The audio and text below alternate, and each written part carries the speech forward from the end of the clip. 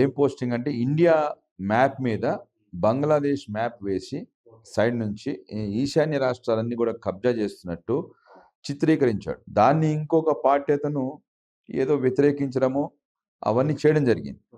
చేస్తే ఏదో ఇరువురి మధ్యన ఘర్షణలో ఇతను దెబ్బతినడము, ఇతన్ని అక్కడ ఉన్న ఇస్లామిక్ ఉగ్రవాదుల సంస్థలందరిది సింగపూర్ తీసుకెళ్ళడం, అక్కడ ట్రీట్మెంట్ ఇవ్వడము, ఇవన్నీ జరిగినాయి. అతను కోమాలోకి వెళ్ళడం ఇవన్నీ జరిగినాయి.